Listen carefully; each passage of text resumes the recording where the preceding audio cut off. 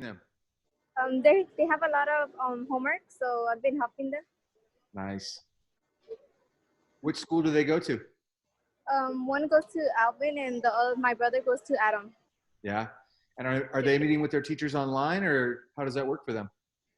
They have packets to do. Oh, I see. Is it fun for them, or how is it for them? No, they're like bored. Oh, no. Well, I think that's our number one challenge. If we all work together, we can make this not boring. Yeah. So I don't want you guys to wind up like him. Is that your dog? I hope so. Otherwise, he walked in from outside. Really? No, I'm teasing. That's my dog. Oh. Now, so obviously, this is very different. We've never done class like this before.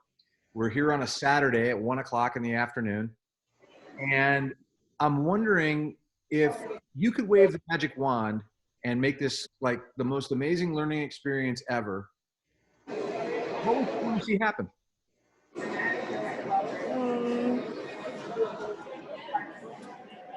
I don't know. You don't know? Floor, No. what about you? What was the question? Oh. Well, if we could make this somehow the best learning experience ever, what would that look like? How do you think we can make this a good thing, even though we're dealing with something that nobody expected? Okay, so I'm going to count on you guys for something. You know, we talk about open source learning a lot and how everybody can contribute an idea and use this to their greatest advantage. So if you have an idea along the way, will you share that with me? Okay, because we're going to just do this and see how it works. And then along the way, I hope to make it better with you. Yeah. Okay. So this was the book that I put online. Can you see this clearly? Fahrenheit. Yeah. 451? Yes. Okay. Did you see the comic strip that the author drew my grandmother? Yeah. So this is kind of a special book to me, even though I never knew him, because a lot of people have read this book and they think that they know this book, but they don't know this book. And one of the things that we've been talking about a lot in class is the balance between the action, the characters, and the way that the author writes, the art. And Bernard, can I ask you a favor? There's a lot of noise in that laundry room. Can you mute your microphone? And then if you want to say something, you can just unmute it. Yeah. It's just at the bottom left of your screen. Ah, perfect. Okay. So, on, it's off. I love it. So this book, and actually this particular book, is interesting also because this guy's got like a crazy cover on it. Can you see that cover? Yes. And the guy who did the artwork for this cover is named Ralph Steadman, and he's a famous guy. I'll put some examples of his artwork online. But there's another really special thing about this book. Can you see this number? It says 210. So there were only 451 copies of this kind of book that were ever made. And the way it works is this book is signed by Ray Bradbury, the author, and also the artist who did the artwork. So this actual book is kind of special. Hey, Odalise, can you hear me? Yes, I can hear you, Dr. Preston. Welcome. I'm so glad you could make it. Thank you. How are you doing with all of this craziness this last week? I'm doing pretty good. I've been trying to catch up on my work, and also since I'm the oldest child, I'm helping my younger siblings with their homework and classwork.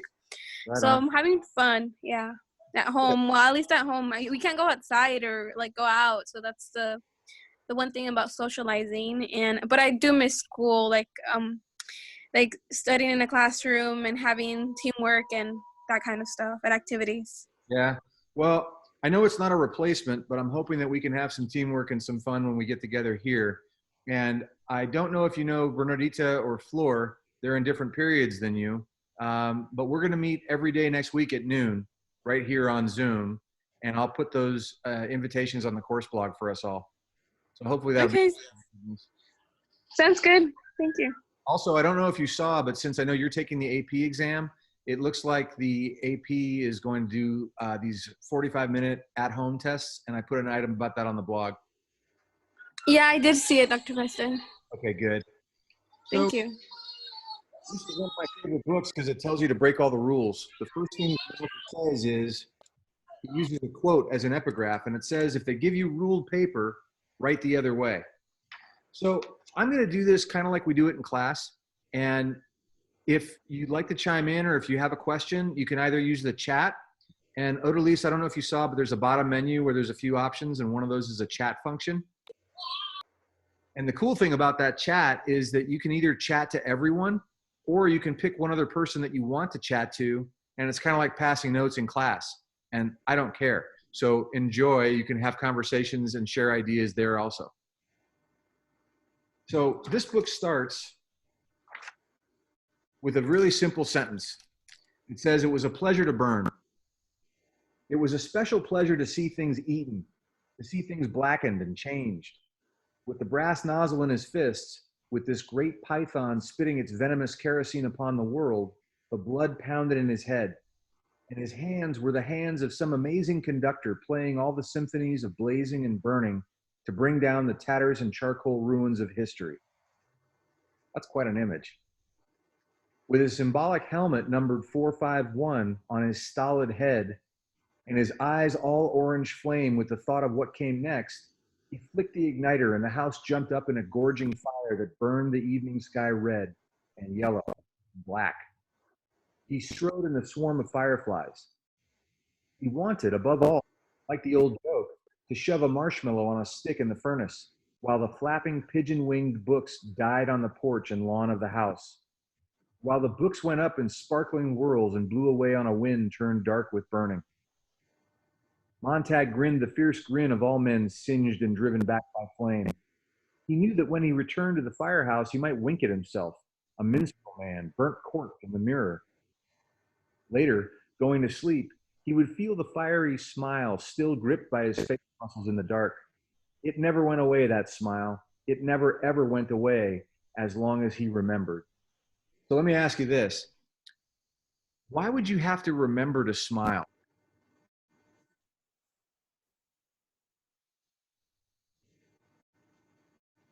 I mean, Bernadette, you're smiling right now. Do you have to like remind yourself to smile? No. No, of course not. Right? You're happy. So what does it tell you that he has to remember to smile? What do you think he's normally feeling like? It's probably sad or something. Yeah. That obviously there's something wrong so that he has to remember what makes him happy so that he can remember to smile. Have you guys remember when we wrote or read the story in the fall called The Pedestrian? The story about the guy who was walking late at night and got arrested? Yeah. Okay, that was the same author that wrote this book. And the amazing thing is, he used that story as an inspiration for this book. He wrote this book in 10 days on a rented typewriter at UCLA. 10 days, the whole thing. One more interesting thing before I go on. Most firemen go to put out fires, but he was actually burning books. And Marita, if you could, because I think there's a lot of noise back there. I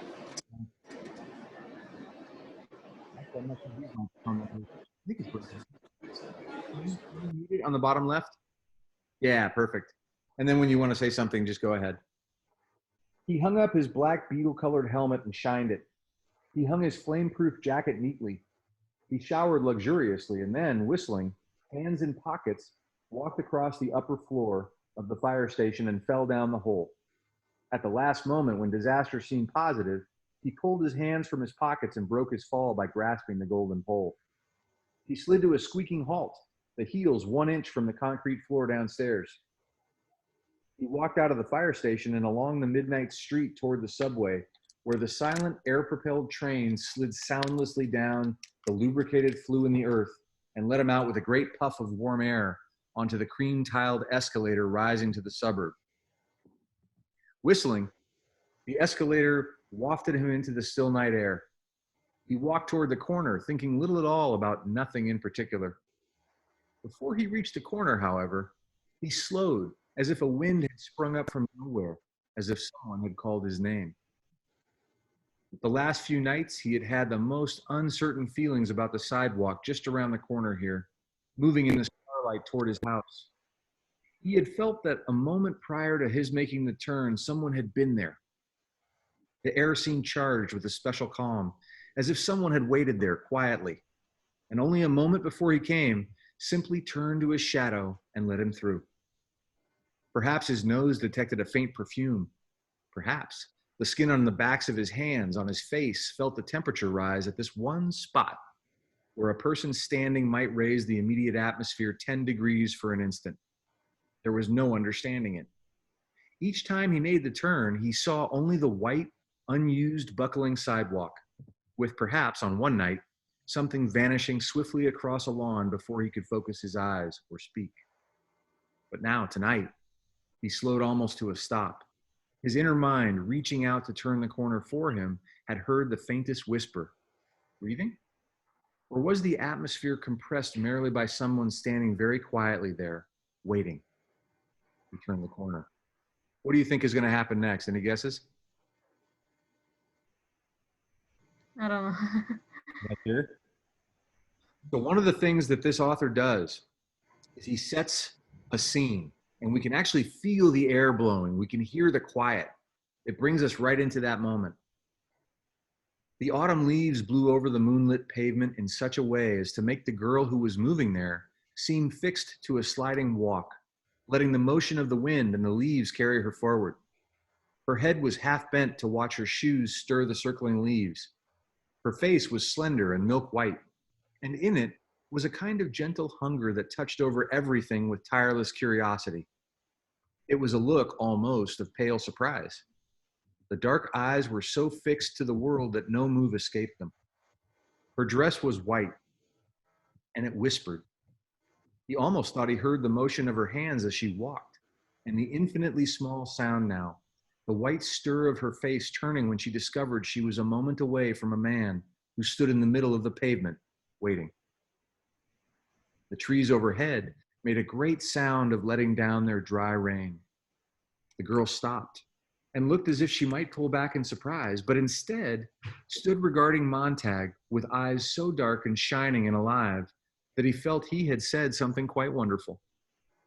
But he knew his mouth had only moved to say hello.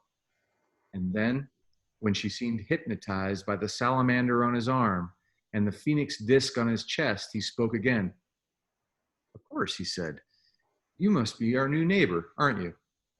And you must be. She raised her eyes from his professional symbols, the fireman. Her voice trailed off. How oddly you say that.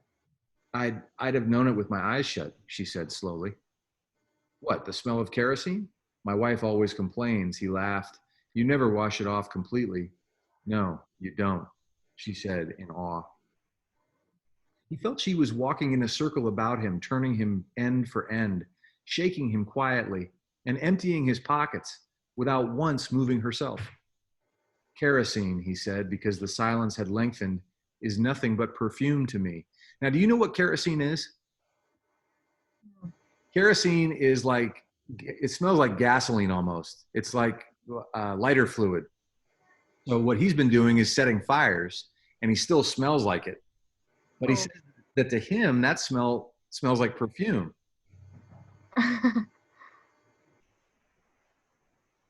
Kerosene, he said, because the silence had lengthened, is nothing but perfume to me. Does it seem like that, really? Of course. Why not? She gave herself time to think of it.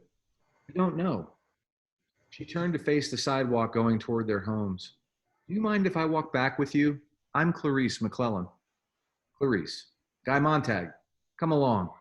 What are you doing out so late wandering around? How old are you? They walked in the warm, cool-blowing night on the silvered pavement, and there was the faintest breath of fresh apricots and strawberries in the air. And he looked around and realized this was quite impossible so late in the year. Those are like summer smells, right? But this is autumn. There was only the girl walking with him now, her face as bright as snow in the moonlight, and he knew she was working his questions around, seeking the best answers she could possibly give. Well, she said, I think you're going to like this. I'm 17 and I'm crazy. My uncle said, the two always go together. When people ask your age, he said, always say 17 and insane. Isn't this a nice time of night to walk? I like to smell things and look at things, and sometimes stay up all night walking and watch the sunrise. Now, remember the pedestrian, right? Yeah. Can you all of a sudden realize, oh yeah, this is going to come up again now in this book? It's kind of like finally we're on the inside part of the joke or the reference that other people may not get, but we know why that's important. They walked on again in silence, and finally she said thoughtfully, you know, I'm not afraid of you at all. He was surprised. Why should you be? So many people are. Afraid of firemen, I mean. But you're just a man after all. He saw himself in her eyes, suspended in two shining drops of bright water, himself dark and tiny in fine detail, the lines about his mouth, everything there, as if her eyes were two miraculous bits of violet amber that might capture and hold him intact. Her face, turned to him now, was fragile milk crystal with a soft and constant light in it. It was not the hysterical light of electricity, but what? But the strangely comfortable and rare and gently flattering light of the candle. One time as a child in a power failure, his mother had found and lit a last candle, and there had been a brief hour of rediscovery, of such illumination that space lost its vast dimensions and drew comfortably around them. And they, mother and son, alone, transformed, hoping that the power might not come on again too soon. Now, before I go on, the light of a candle is different than, say, the light from the fluorescent bulbs in our classroom, right? When you have a candle and it's in a dark room, that candle only shows light for just a little distance. So everything beyond that is kind of the unknown out there. But inside that glow, that's cozy. And that's what the author's trying to capture here. And then Clarice McClellan said, you mind if I ask how long you've worked at being a fireman? Since I was 20, 10 years ago. Perfect indirect characterization. So instead of just saying he's 30, now we know. Do you ever read any of the books you burn? You laughed. That's against the law. Oh, of course. It's fine work. Monday, burn Millet. Wednesday, Whitman. Friday, Faulkner. Burn them to ashes, then burn the ashes. That's our official slogan.